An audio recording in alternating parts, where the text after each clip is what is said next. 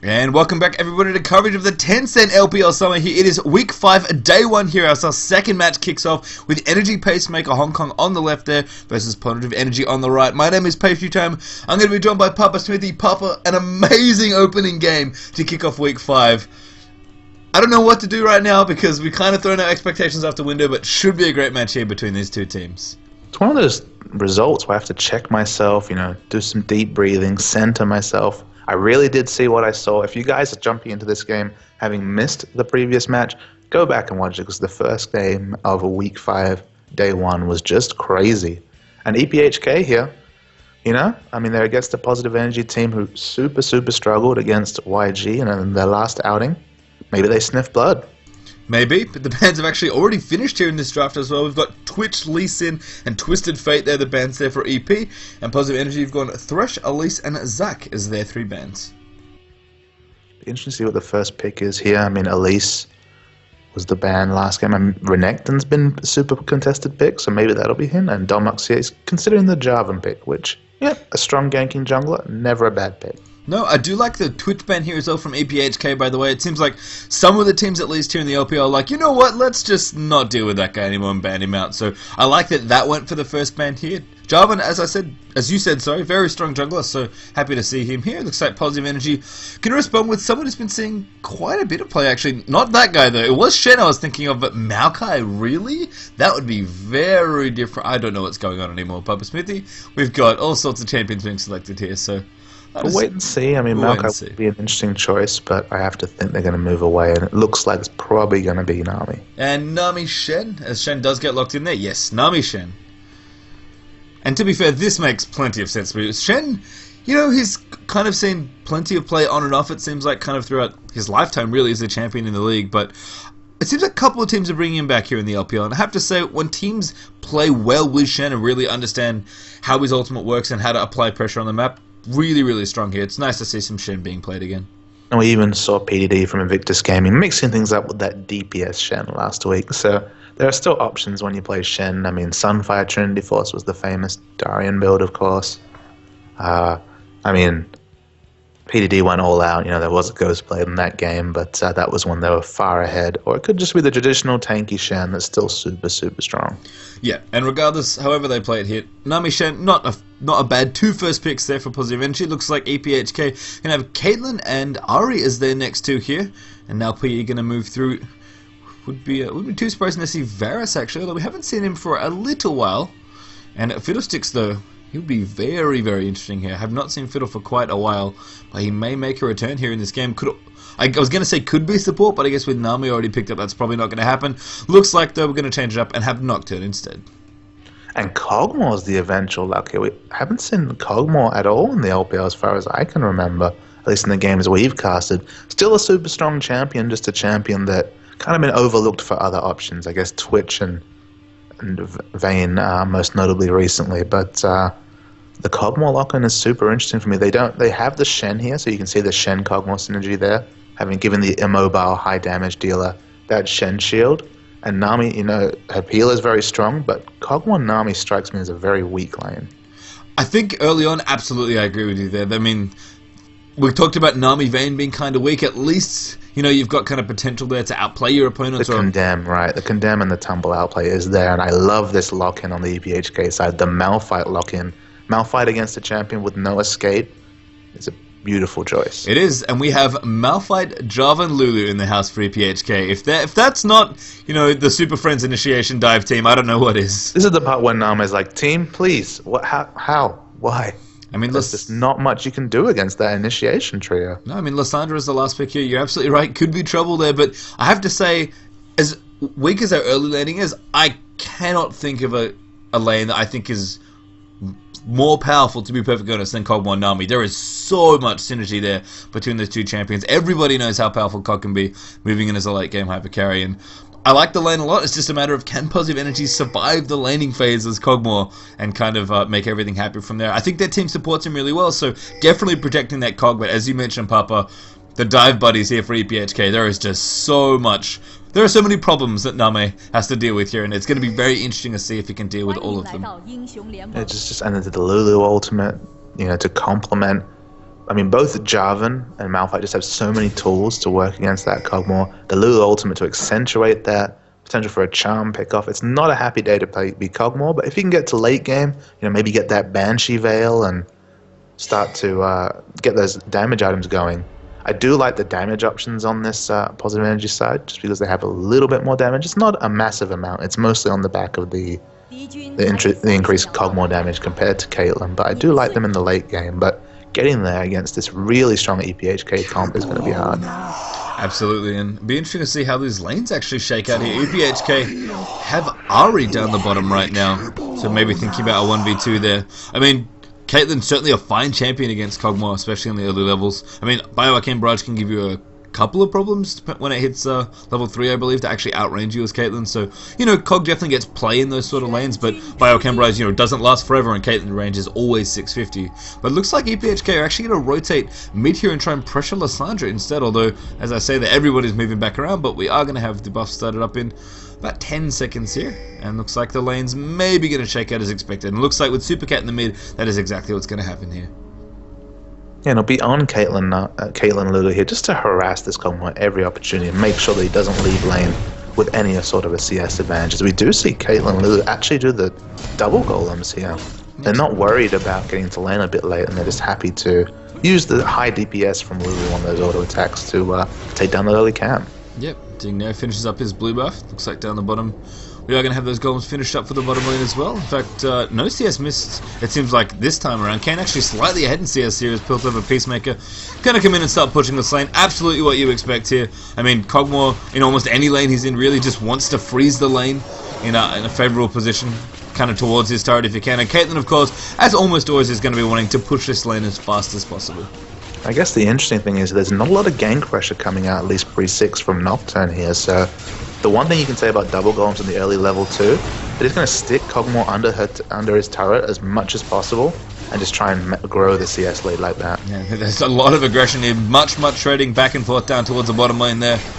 Kane just going to throw out that Q again, harassing them back and forth. To Positive Energy's credit, they're playing into the aggression here for EPHK. They're actually, I guess, ahead on trade, although Name getting a little low here is going to be forced to ebb and flow back up there.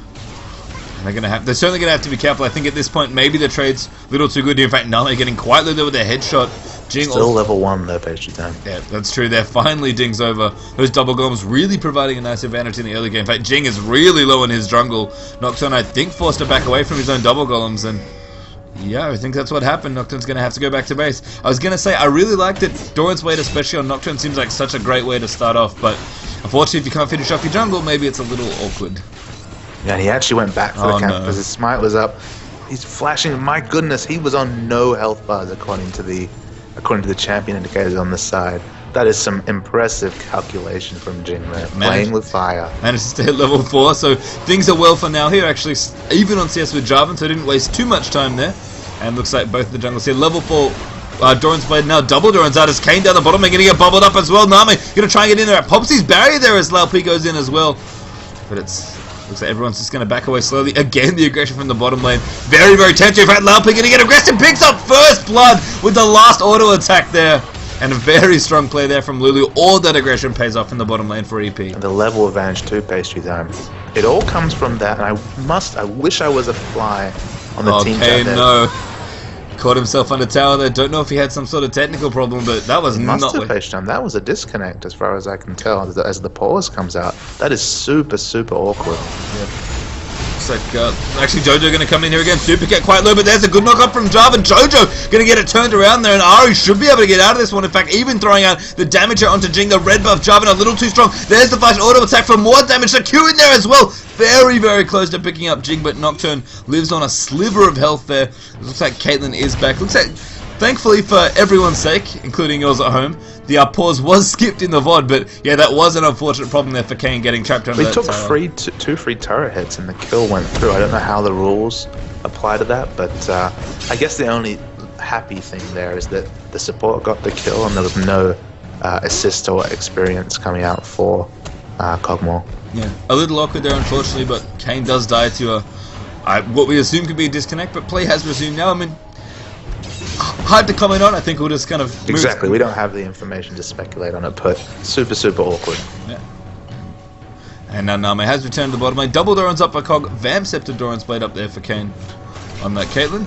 And a little bit lonely right now as Lulu's coming back to lane. Sightstone already finished up there. We've got Philosopher's Stone on Nami's side there as well. So a slight divergence in early items here for both supports. Lulu, interestingly enough, actually still has her Explorer Award in her inventory, so couldn't find a good place for that one at level 1, it seems like.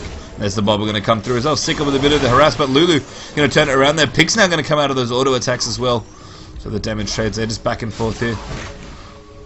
So EPHK, you know, I mean, Caitlyn should still be happy in this lane. The CS being even is probably not something that she's happy with, although Kane, I have to imagine, is suffering a little bit from that DC, but if they can keep playing into Kog'Maw here and play aggressively, then things will be okay. But Kog'Maw really does get better in lane once he hits that key level 5 there. Really gets the range out on his W, not to mention the increased damage as well. So there could be a chance of positive eventually now that Name has dinged 5 to start to play into this Caitlyn a little more. I think expanding at level 6, the base damage on that Bioarcane Barrage ultimate is actually really, really high. It's deceptively high just because it has low base damage against minions, but the damage against champions, the base damage, it's really high. I don't have the values offhand, but for a low spammable short cooldown spell, if you can combo that bubble with potentially an ultimate and then, you know, activating that W ability, really, really powerful. Yeah, Living Artillery, very powerful skill. Living Artillery, that's correct. And I mean, Kog'Maw, in my opinion, may be the most level-dependent AD carry in the game. I think him and Tristana are probably fight for that right, but every level for Kog'Maw is good here. And Name, happy to hit 5 here for level 3 Bioarcane Barrage, that W. And of course, when Living Artillery happens, the lane completely changes there. Kog'Maw's actually able to play much, much better in damage trades, as you kind of point out there. So we'll see what happens there. Again, a little awkward down the bottom lane, but things will continue here. A slight advantage for EPHK with their extra kill on the board, but only about 500 gold here in this one, so not too bad. But Nocturne moving up towards level 6 as well there, Jing with his double Doran's blades. And Jarvan as well, interestingly enough, with also the same here. Actually, he's already level 6 from some of his early pressure, so that could be a nice advantage here. Now that Jarvan's 6, maybe going to look to gank up towards the top lane here, pick off Canines here. Level 7 PS for Malphite as well, so can also combo that. And Ari now going to steal away the red buff, it seems like here. Supercat just going to rotate in here, and there's the red buff going off to Jarvan. So plenty of options here for EPHK, who, I have to say, despite the things going a little sour in bottom lane, is I think I really like just general their movement and aggression that they put up this game. Now Jing could be in trouble. Good block there from Jing with a spell shield, but damage shield coming in. The Stand United will get used there for Shen. The fear comes up as well. There's the follow-up taunt coming through. Domox walks his way back there, but Boot being very low there. Gonna get picked off as Nocturne chased him with the ult, but Supercat in mid does manage to ult in that Ari. Very, very surprising, given that Jojo was still able to ultimate there. That taunt there coming out as well. Domox could be in trouble here. The damage coming through there. I can try and chase down this Malphite. Canines kind of blocking him in front there. Jing with the red buff wants to get a couple more autos on, but can't quite make it happen, unfortunately. And all of a sudden, lots and lots of kills already here in the early stages of this game. About 1 every 2 minutes at this point. Good bubble there down the bottom as well. Living Artillery Tardov's going to be very nice there. And a good wild growth there from Lulu. Force Splash out there as well, as Kane needs to get out of the way there. The damage still coming in there. Kog'Maw trying to chase down, but everybody low on mana down towards the bottom lane. Completely out of mana. No mana to even put out that last Living Artillery. Probably wouldn't have picked up the kill, but just really, really line ball there from the bot lane. And Domox here, as we move up towards the top lane, kind of an interesting item choice up against Shen. Chalice of Harmony against Shen, Papa Smithy. What are your thoughts? I mean, it makes sense. I mean, Chalice of Harmony alleviates Malphite's mana problems. You see here, he's got 2 points in the Q, 4 points in the E. He needs to wave clear a lot. So having, you know, infinite mana, basically, which you get from that Chalice of Harmony. And then, of course, Shen's Harass is his Q ability. It does magic damage, so I think it's a very nice pickup. So Domox here just going to clear out some of these waves, Grand Slam those minions, auto attack them up, and farm in the top lane. Actually, a nice little lead here for Canines, able to carve out a slight CS lead here at the top. Really just aggressively pushing in here, and it's not often that we see Shen have, I would say, a super positive matchup, but for whatever reason, Canines actually able to get a nice foothold here in the top lane. It looks like he's going to be rushing that Spirit Visage just to have that cooldown reduction for the global presence, but Malphite with that Unstoppable Force should be able to cancel that ultimate, or he has the Summoner Teleport to follow in and do his own bidding. So Booping going to get spotted here as well. The knockup coming out onto Sika, but Caitlyn not able to follow up on that one, unfortunately, so Booping will just walk away. He still has his ultimate, I believe, has not used it yet, although may have used it up towards the top lane in the last little exchange. But, you know, just looking for a gank here. Nocturne, the only one with a real successful gank in, who kind of luckily caught Jarvan. They're actually invading on the red side. So Jing already used his ult to pick up that kill there, but still very close here between these two. Jing actually proxying behind this top turret here as Malphite's been forced out. K9's going to wail into that turret there as well, so a bit of jungle pressure here up towards the top. But Positive Energy going to try and take out the first turret of the game here, and as we kind of settle things out here, looks like bottom lane returning for Energy Pacemaker as well. Very close game here with about 200 gold up for EPHK. It's just the bot lane, you think, should have gone differently just because we had that disconnect, which, what can you do about that at this point? Oh, bubble down there as well. That could be bad news. The tidal wave once more time, and that combo very, very strong there. Positive Energy. Laupe actually could be in trouble there as well. A good double slow there with Glidlance. So Living Artillery once more will chase in there and do some damage. Good Voidoo's there as well. Nowhere for Laupe to run. The bubble going to come in. A Wild Growth very nicely activated there, but it's not enough, unfortunately. The double kill, they're coming out. Unstoppable Force, though. Sage United on top as well. The Dog's going aggressive, trying to make it happen, but he gets taunted as well as K9's moves through. Now the tower dive's going to happen. Shen tanking plenty of that damage, but Name once more low on mana. Java now going to maybe try and pick him off here. In fact, Kog'Maw, realizing what's happening, just kind of gets in position to use the Cathian Surprise. And Super Cat down the bottom as well, chasing it onto Sika. A great taunt though from K9's. Not quite enough as the RE Ignite picks up Nami there. And just absolute action in this game. That is the one thing I can say. Seems to be our theme of day one of week 5 Papa Smithy. It's aggression everywhere. Yeah, it's very nice map movement from EPHK there, but as you can see, a lot of turret damage coming out from the Sandra, so that makes the trade a little bit less favourable unless they can pick up the Dragon. Yeah, first turret still actually hasn't fallen here in this game as we tick past the 12.5 minute mark, so pressure definitely on the top side, pressure there in mid as well from Positive Energy, so despite being slightly behind in the kill scores here, seem to have pressured some of these turrets nicely. The EPHK, speaking of, will now be moving in, cleaning up that first turret of the game. They'll take out the ever crucial mid turret here and probably even rotate up towards Dragon. It is worth noting that they gave red buff to Kayn in the bot lane just to solidify that early game advantage that was afforded by the picks here, and then they lost the kill trade there. So Kog'Maw getting through the lane definitely more favorably than they would have hoped when they had the lane matchups on paper. And interestingly, in terms of Kog'Maw's item choices, Blade of the Ruin King is going to be coming out here. Now, Blade of the Ruin King is an item that it's kind of interesting, right? Because it certainly feels like his very, very old standby of Madron's Blood Rage, which sadly is no longer with us. But obviously as a long-range champion with his W ability, you're thinking to yourself, maybe how often does he get to use the active ability, because it's kind of short range. What do you think of Bork here on Kog'Maw? I think it's slowly become the standard on Kog'Maw, and not because of the aggressive options that it gives Vayne and Twitch, and that's why we see it on them. It's just because it gives them that dueling potential to complement their skill sets. But in this case, it's more for self-peel pastry time. It's more just to give him another slow to be able to peel away from a tank like Shen. If Shen's chasing him down or Nocturne's chasing him down, Bork will allow him to open up some range there. And as you point out, it does have that same Blood Razor effect. It synergizes with the Last Whisper and the attack speed. So it gives Kog'Maw attack speed, which is something he craves. Obviously, we do W damage, and I guess for the gold value, it probably gives him the biggest power jump when you complete it, just because it synergizes so well with that W. Yep. So double Doran's build water cutlass to build there for Nami. We've got Bloodthirster Rush. It seems like here for Kayn. Got himself a Vamp Scepter plus a BF Sword, and just the one Doran's there for Caitlyn, which makes a lot of sense. You're kind of a long-range champion, you don't really need the extra health, because you're usually not in trouble of dying from burst damage. Kog'Maw, of course, being kind of immobile, sometimes in trouble, or often in trouble, especially against the Energy Pacemaker team that they've cooked up here. Malphite, speaking of things that Kog'Maw could be in trouble from, his Sunfight game is almost finished. Here's a great bubble, comes out there on Kayn. The Void is moving in there as well. The Tidal Wave's also going to come in. A Force Flash out there, and that's a flash forward there for Nami. But Unstoppable Force and Jarvan are in the mix. Now the knockup comes on a second. The Wild go through a second knockup there as well. And beautiful pressure there down the bottom lane for EPHK. Completely turn that around. Yeah, and Unstoppable Force, Malphite out of nowhere. He didn't have teleport up there pastry time. That was just superior map movement coming out from EPHK. And they're looking good in the early game.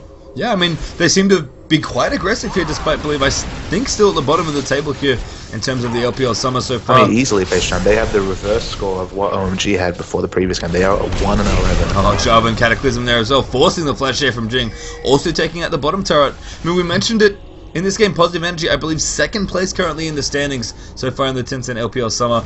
Looking like a very strong team, have really beaten some of the old guard of China. Here is Nocturne, going to make his move in the mid there, gets completely blown up though. Sage United pop there as well. Super Cat though, forced to get out. Frozen Tomb though is going to seal it up.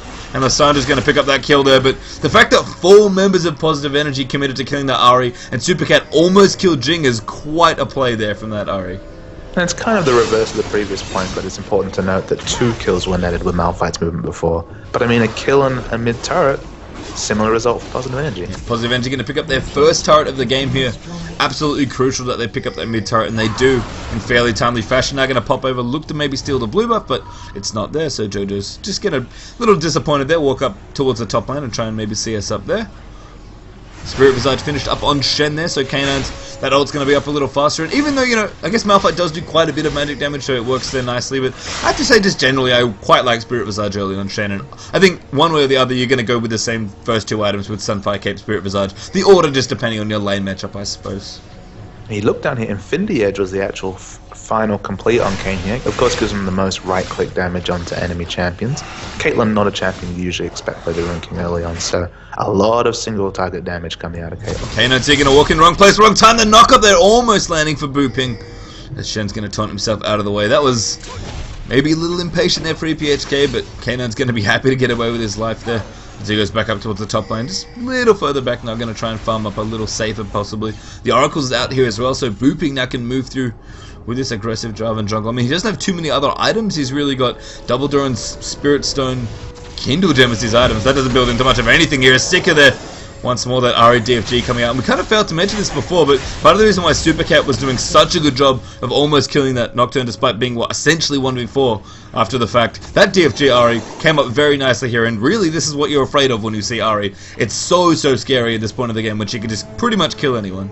And it was a snowboard DFG too, Paige. I mean, she got it super early. She's almost got an Abyssal to complement that early DFG. So looking very, very strong as the RE, as the Sunfire Cape's completed on Malphite. And I mean, it's very interesting. The one thing you can say from the Infinity Edge pickup from Kayn is they're not as focused on pushing and sieging with that Caitlyn. We've seen a lot more Bloodthirster Caitlyn coming out recently, because even though it doesn't have that same single target damage, you just AoE downwave so fast with that Piltover Peacemaker, and critical chance of course does not affect turrets, so Bloodthirster the favourable choice there. Instead, going for that single target damage. Yeah, just a little bit more team fighter it almost feels like. I mean, EPHK, they kind of managed to pick up their towers just with the aggression that they've been putting out in the early stages. If they're maybe afraid of having to team fight Kog'Maw in the mid game, Infinity Edge makes a lot of sense. It's going to make that 5v5 whenever you decide to force it that much stronger. So, could be timing related. Could just be a preferencing as well. Kayn maybe just prefer that IE, but kind of curious to see that one picked up here. I can see the argument for both, but Kayn has of course gone with Infinity Edge here for this one. Let's just kind of move through as well. Again, kind of note Jarvan still looking for items. Malphite though doing well. Shen also with his Sunfire Cape on the way. He's picked up Spirit Visage plus Giant Spell. And Nocturne. We've seen Illusions Nocturne in recent weeks of the LPL Papa Smithy. That guy seems to like going quite aggressive. I think I like Jing's build here. Kind of nice and balanced. He's got Hex Drink and then he's like, you know what, I'm going to move towards Aegis. And he's got Emblem of Valor. Yeah, he has the AD coming out of the Double Doran's Blade and the Hex Drinker. That's still a nice amount of early damage, but you're right, he's going to probably rotate into the Aegis and the Bulwark here.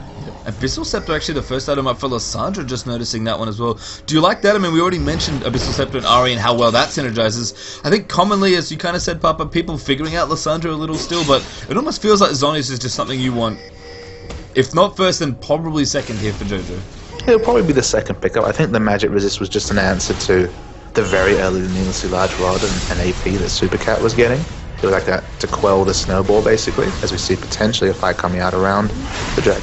Dragon already picked up though very fast there for EPHK. Now Supercat gonna go and I can see the teleport moving to us on Malphite. He's in the house, the great knock up there from Lulu, and the Cataclysm's gonna trap Canines in there as well. They're looking for the initiation, but the choke point kind of blocked off there. Now the carries gonna fight each other. A beautiful taunt there from Shen coming out, and everybody getting chased down here. Kayn maybe gonna pick up one. Oh, a flash out there as well from Living Artillery, and a 3-for-3 trade there as they go even. The Dragon, of course, will give the advantage there for that fight in favor of Energy Pacemaker, but beautiful play from both sides there to just ease that fight out, and it seems like only the bottom line lives, Papa Smithy, and that's important here.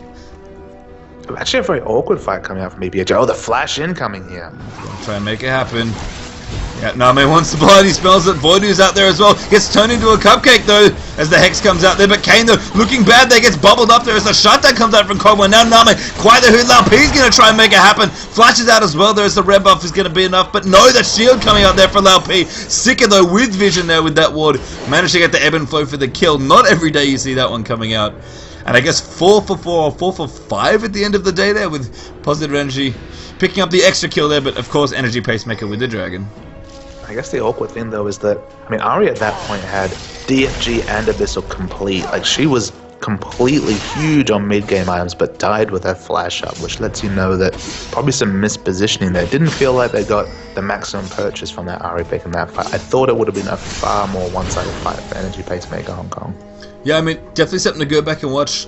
Jarvan's ult looked interesting. I think, again, it seemed like all the carries kind of got trapped in between each other, and then it looked like Positive Energy were behind, but it came out with a beautiful taunt to pick up the last few members there, and then they were just kind of able to aggressively dive there and outplay them towards the bottom turret there. So, still a very even game in this one. EPHK have a slight lead here of about 2,000 gold, which, you know, they'll be happy with. They've been playing aggressively, absolutely deserve the lead that they've carved out for themselves, but Positive Energy, we kind of mentioned it in their compo buddy, and just the way they generally like to play or have been playing recently, I think they're pretty happy with their team chemistry, especially with this sort of setup here. Kog'Maw and Nami with some good frontline and some great control from Lissandra. They're happy to drag this game out, absolutely. I mean, the longer game goes with a Kog'Maw on your team, the better and more happier you are. So you're correct there, Pastry Time. Working on probably that, no, it's going to be that Phantom Dance a second here. He's just going for the maximum damage, and if they don't fight till he has, you know, Phantom Dance the last Whisper, Positive Energy is super, super pumped about that. Nami just going to keep farming here on Kog'Maw.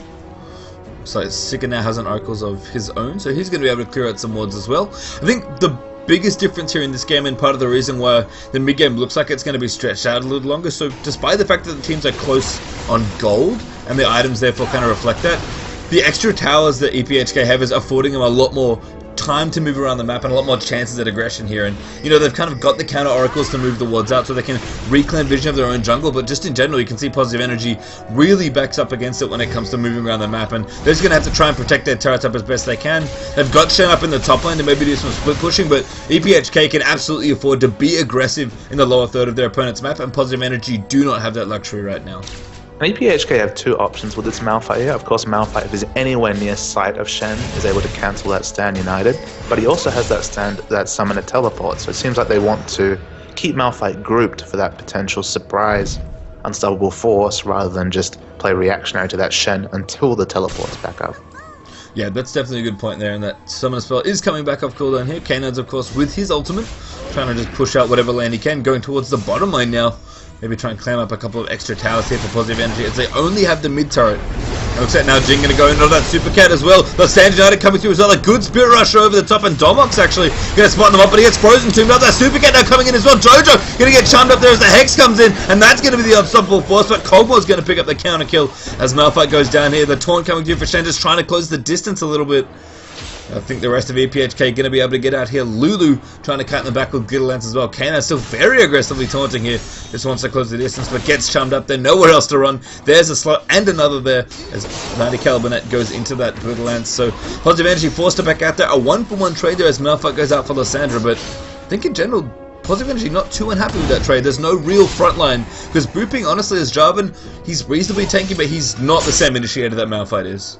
And any equal trade where Positive Energy don't lose an objective from, I mean, it complements them, because it just delays the game further. Both teams have to regroup, get their health back, get their mana back.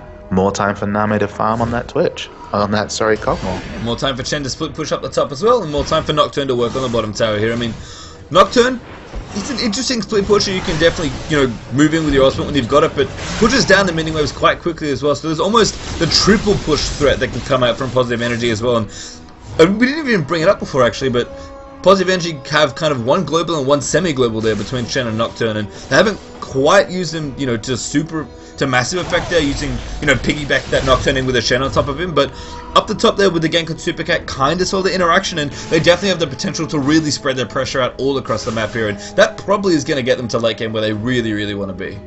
I know, with that Spirit Visage, they can afford to be a bit more liberal with that Sand United cooldown. I mean, with that cooldown reduction, compared to the Summoner Teleport, which at times, you know, especially in the early game, a very similar cooldown to Shen's ultimate. Shen's ultimate much, much shorter at this point. Yeah, it looks like some items now finished up for both sides here as well. We've got Zhonya's completed on Lysandra now, as well as that Abyssal Scepter. Spirit of the Ancient Golems up for Jarvan now as well. Caitlyn working on it, looks like a Last Whisper, though she's got a Pickaxe and a Zeal, so it's kind of looking for the triple threat of damage items there with IE, PD and Last Whisper, but hasn't quite decided which one they want to finish next. I would guess Phantom Dancer, but if you're getting a Zeal and you have a Pickaxe, you're probably just using Zeal as more of a transitional item, and you want that Last Whisper a little faster so you can do kind of maximum AD damage. Kog'Maw now with his Phantom Dancer finished up as well. Has a Negatron Cloak for himself, so going to be building up towards a Quicksilver Sash, it seems like, at least at some point here in this game. And just in general, Shen's looking tanky, Malphite's looking tanky. I mean, honestly, with a game this close, one really big team fight could put either team in a spot where they need to win here. I guess my question for you, Papa, is the onus on EPHK to make something happen sooner rather than later? Oh, never mind. Supercat here trying to make it happen. But there's the Tidal Wave coming through there. Jinga to dive in there as well. Supercat, the target they really want there. But Jarvan maybe going to chat them off here. A good ult there from Luther. But Jojo protects himself in the Frozen Tomb. The Cataclysm on a Kog'Maw as they try and chase him in there. But there's the pick off as Jojo's going to go down. Ari able to clean that one up there. Domok's taking quite a bit of damage. But a 5 for 4 here if eventually want to keep going. Ace and the hole popped off in there as well. Looks like Kog'Maw trapped it to the side there as Canines gets charmed back in. Malphite over the top there as Shen looks for the taunt and finds it there. Name actually picks up the kill into booping and actually flashing out that running away there is that Kog'Maw, but finally goes down. Now Domok's very low in there as well. Blows up there as damage just everywhere. And the triple kill for Caitlyn in and amongst it all. Kane just free hitting the entire time as Kog'Maw picks up a double in amongst the craziest as well. 4 for 2 trade there in favour of Energy Pacemaker Hong Kong. Kane just absolutely stood in the right spot the entire time. Going back to your original question, Pastry Time, on whether EPHK need to take the game to Positive Energy here. Although I've been talking so much about how Kog'Maw outscales Caitlyn in terms of damage here, the one thing to remember is that it's dangerous thinking about the game so linearly. It's dangerous thinking like we did in the Invictus Gaming match. Oh, they've got Rise, Karthus, and Vayne. They've got the late game. Because you have to remember here that Malphite, Ahri, Jarvan, especially with the amplification that Lulu, there's a lot of potential for the instant kill on Name, regardless of where he goes. He's going to need to build, the 3 or 4 DPS items. He's not going to be able to get tanky enough to deal with that. If you've always got the answer to Kog'Maw in your pocket, or the potential for it, that's very, very powerful. Oh, blown up in the mid now. Kane extending quite a bit of damage. A good hex there from Larpling. Supercat chasing in as well. The charm just missing as the Zonies happens there. Jojo just going to get poked down there as Jing just fails to spell shield that Yordle Snaptrap. Nocturne clearly wanted Delicious Cupcake too much. Now Positive Energy actually going to move towards Baron here, so looking for the counter Baron after that mid push. The inhibitor in mid is down there as EPHK just took that one out. Positive Energy, they may be able to pick themselves up a Baron here. It'd be really, really nice to take this off the map. But Domok's here actually teleported in. He's looking to try and make the difference. Taking quite a bit of damage here. Positive Energy coming in there. Supercat looking for it as well as the Tidal Wave comes through. Booping now on top of them as well. Going to make the Cataclysm happen as Nama's going to get blown up there. But Domox is now down as he's going to go down to Shen. Laupi coming through as well. Jin getting low as Ace and the Hole come through. Pops off that Nocturne there for EPHK. And a 2-for-1 trade there. Positive Energy, I like the idea of trying to force that Baron, but Domok's there with that teleport, absolutely too good there in terms of reaction, and now I think Energy Pacemaker are going to be the ones to pick up Baron. It's just such an interesting, close, topsy-turvy game, Pastry Time. We can never trade too much on what's on paper here, just because both teams are playing out their socks for the win. EPHK, they'd really like it here as well. You mentioned it in our last game, but 7th and 8th is not where you want to be here in the LPL. You really want to hit at least 6 if you can there. Baron finishes by Jarvan as well. The 5 will start there. Canines in on Shen comes through, but Lysandra gets picked off by Ahri. And Kane, they're going to pick up even more kills there. 2 members of EPHK fall. 2 of them lose the Baron buff, but probably crucially, the 2 carries, Ahri and Caitlyn, retain it. And of course, all that gold going over to them as well. And specifically to Caitlyn, Pastry Time, coming out of all those engages with that earlier trip, with more exit kills and objectives there. I mean, has gone back and basically finished her Last Whisper and straight up bought a Quicksilver Sash from all that engaging, that 3-minute period there. So lots of gold there dumped onto that. Caitlyn has nice items finished up here. Kog'Maw not doing too badly, of course. Looks like he wants to finish up his QSS sooner rather than later, and just trying to clear some of the minions out towards the bottom lane here. Name really just needs to keep farming if he can. He's about 20 CS behind Caitlyn, or the gold between these two teams. Still relatively close. EPHK have actually carved themselves out a nice little lead here with 5,500 gold. At 30 minutes, that's not a massive lead, but it's still something here, and more importantly, they just really have seemed to find their way around this map. It's still 5 turrets to 2 at 30 minutes, Papa Smithy. And the real issue for Positive Energy here is that Kog'Maw has no pattern of items he can build in the next 5 minutes to deal with this EPHK comp. If he goes for, say, the Banshee Veil to stop one of the initiation spells, he's not going to have the damage to burst down a Sunfire Cape Randuin's Malphite. And if he goes for the pure damage, they just have so many answers to close the distance and kill him that it just feels like he's just stuck between two minds here, isn't Name? Yeah, I mean, I think at that point it's really which team plays better. I mean, if the game's going to stay relatively even, although Energy Pacemaker certainly have a nice little lead here. Looks like the 6th turret of the game for them's actually going to get taken out there as they really trying to put the work on with this Baron buff. I mean, if you ask me, he should go full DPS and just play out of his skin. I think that makes sense. I mean, maybe a QSS just for a little bit. I mean, he's already got it. He's probably needs to build something out of that Negatron Cloak, but I agree. I think his team kind of built to protect him. I think they should just see if they still have that team fight in them. I mean, we saw in, I believe, one of their games in Week 4 just play absolutely incredibly as a team with a comp that we thought, again, on paper, looked like it was absolutely unplayable in the late game against Kog'Maw is no Ezreal when it comes to late game hyper carry pastry time, and although that sounds like a complete contradiction, the ability of getting that late game ability to reposition as often as you can with 40% CDR Ezreal is not something Kog'Maw can ever hope to emulate. He's just got the damage. Yeah, I mean, he's got plenty of damage as well. His standing DPS absolutely through the roof, but of course, the keyword there is standing as Jojo going to look to go in. Jing there, diving in the back on a Kane, trying to make it happen. Is a good bubble there. Going to stop Super Cat. The Taunt there as well from Shen. Beautiful play there. Is now Jing going to get chased out here. They've actually kept Kane alive in the back as well of EPHK. Kog'Maw free hitting in there as well. Everybody running low there. It's only a 1-for-1. There's the taunt onto Laopi to pick him up as well. Although Moon is somehow still alive there, gets picked up by Jojo. Lissandra comes in now, booping, reinitiating. Domhawks back in there as well. Kane there at the last minute, ace in the hole. Will pick up 2 there as Malphite just goes down there to Lissandra. A 3-for-3 team fight again, so close between these two teams. Absolutely insane team fights every single time. I think Caitlyn died to minions there, pastry time, making it a 4-for-3, but you're right, just a nail biter. Everyone on flashing health bars, both AD carries getting just enough peel from their team, and we leave that with no more of an impression on who will win the next fight. No, I have to say the little thing there for me in that fight is Super Cat just got completely shut down. Sorry, I don't know if Flash Ignite up. Yeah, that does sound like that. I don't know if the ultimate was up as well, because Spirit Rush is still off cooldown. And I mean, just got Aqua Prison into the perfect Shen taunt and completely shut down there in that one. You could tell, I mean, if Super Cat there is able to get into the back and has free reign of that Kog'Maw, we maybe see a very different fight there for EPHK. But as it is, though, a 4-for-3 trade just in favor of Positive Energy there, thanks to some great play and a little bit of help from the minions. So I don't know what's going to be happening in this game. I mean, the goal difference obviously in favor of Energy Pacemaker, but as this game ticks on, that goal difference really doesn't matter too much, and it's not a massive difference here. I mean, EPHK have done everything they can to really clear out some of these objectives. There's booping here in the jungle, going to get himself tuned up there. Laopi going to try and get him out there. Super Cat, though, chasing him for Kano as his damage comes in. Locket popped in there as well. Lissandra looking for the E, but doesn't quite decide to follow up on it. The rest of EPHK coming through there as well. Teleport's actually up on Malphite, so Domhawks was always going to get in there. As Super Cat actually spirit rushing there. Is that going in for Jing, actually? The damage is coming through. The Charm will just miss their ace in the holder. Maybe going to pick up Nocturne. He's very low there. As Jing, the Hex Drinker, popping there to give himself just alive a little longer. The Foxfire, though, coming in as Super Cat flashes out. But a good taunt there. The Tidal Wave in there as well. A good zone is there from Super Cat. And again, EPHK around the back end to try and chase these out. But Stand United used on top of Jojo in stasis. Now they'll follow up with damage there as well. Domhawk's going to take quite a bit here as Malphite, but he's so tanky. Gets taunted up there as Lissandra goes in. Now Jarvan on top of Name as well. But Positive Energy, they're positioning too good here in this space. Nowhere for Kane to be to do any sort of free hitting. And a little too aggressive there for Energy Pacemaker. Lose another trade there narrowly. 3-for-2 in favor of PE. Just a positioning error there. Kane in no position to standing DPS. No DPS at all, barring a late peel to have a Peacemaker there.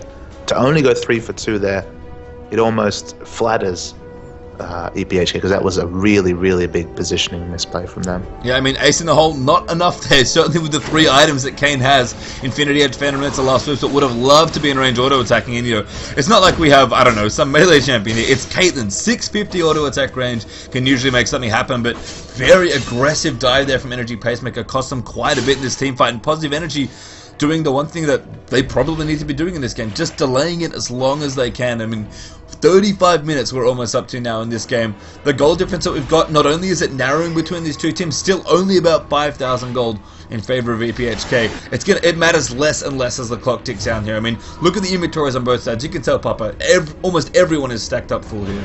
And the final Negatron Cloak upgrade is the Banshee's Veil here. It makes a lot of sense, is able to to prevent one of those initiation spells, but just because they have the backup, it might not be enough for Kog'Maw to live here. I mean, you can also say that Malphite is really trading on his base damages here, and of course gives him health and magic resist to take on that Malphite damage, but there's no one correct item to pick up here for Kog'Maw whatsoever, and you have to think that last item needs to be the Infinity Edge. Absolutely, I mean, he needs damage here.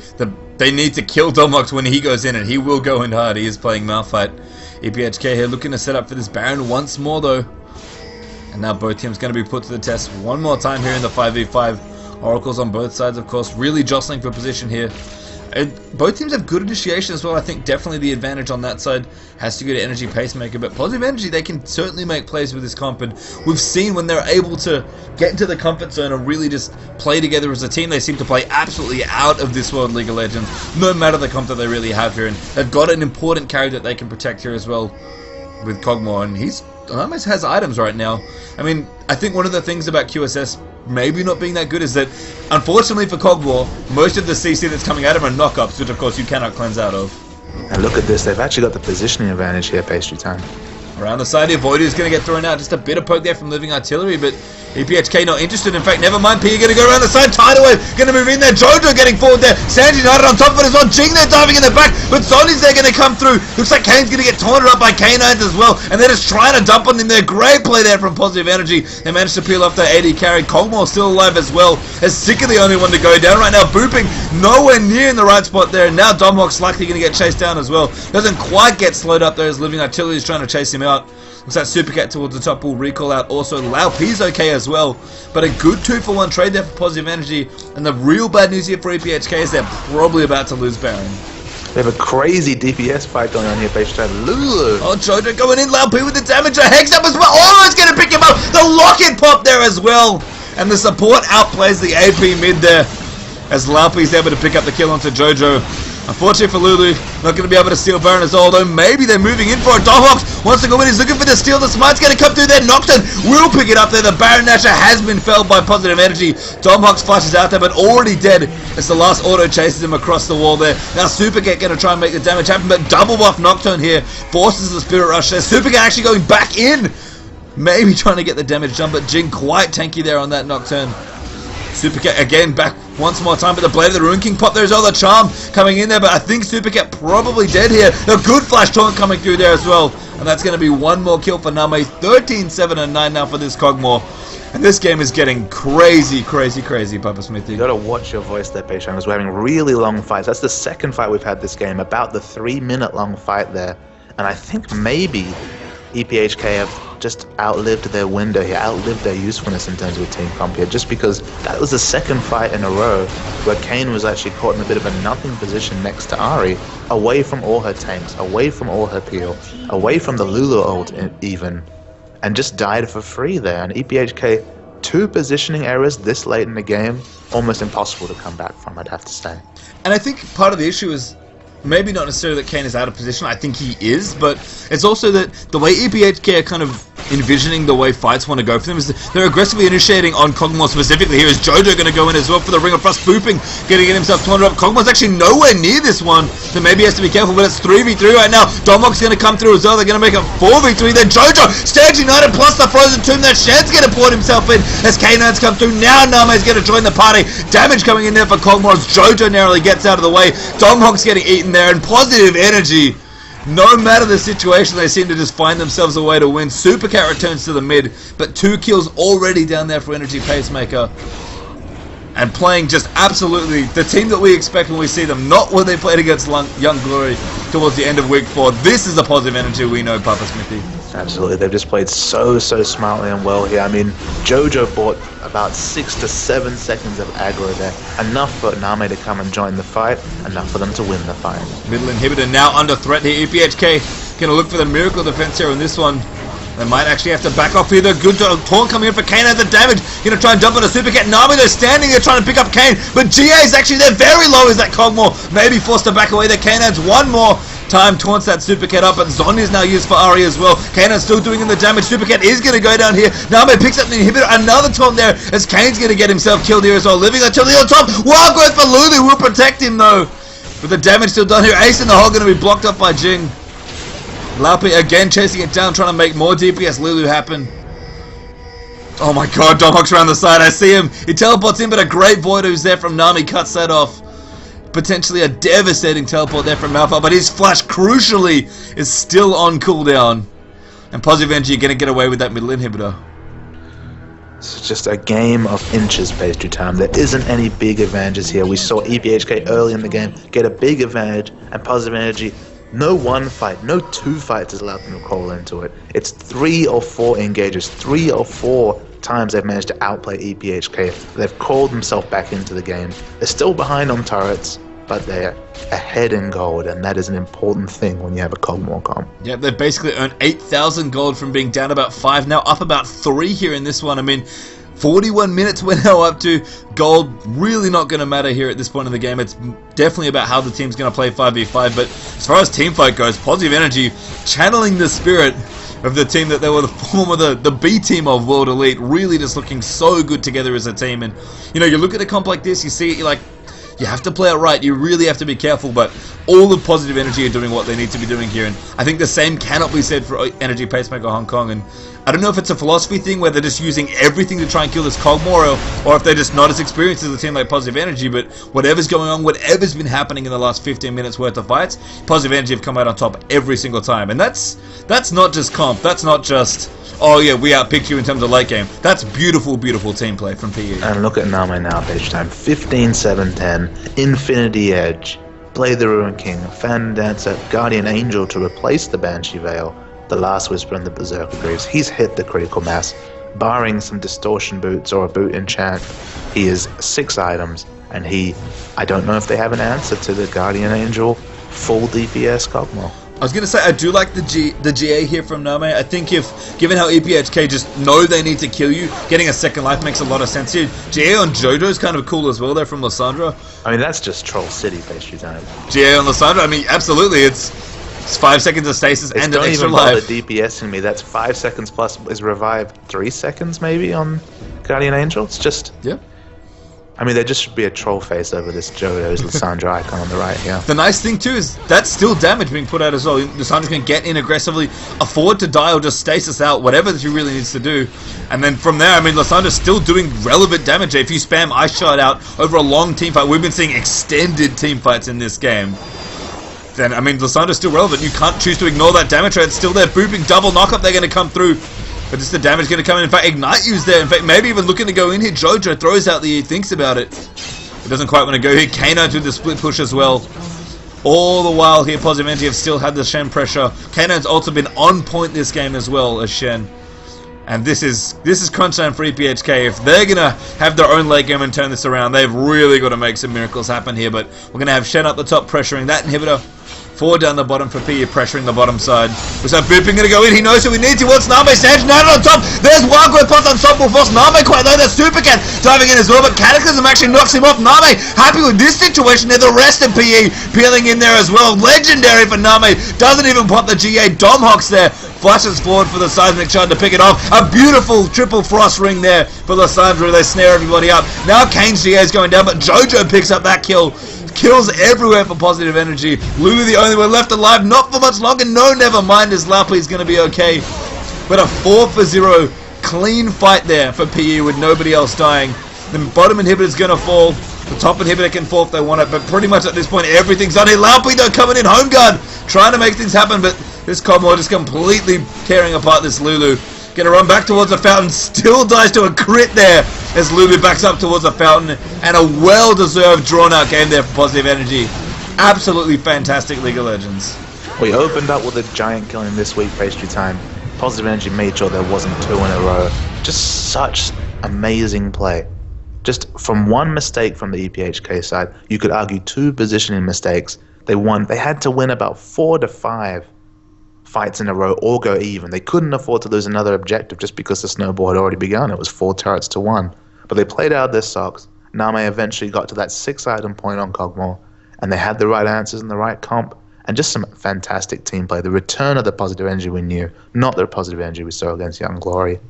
Well played. No, and looking strong here, week 5, day 1, halfway through the coverage here. Of course, if you have missed any of the matches, feel free to head over to youtube.com. 2 incredible games as well, Pastry Time. Yep, and if you want to rewatch all of those, and I bet you guys want to go back and check out some of those highlights, youtube.com/LOLChamp series is the link that you can click and you can check out not only the coverage from today, but of course the week 3 and 4 coverage as well, all available for you there.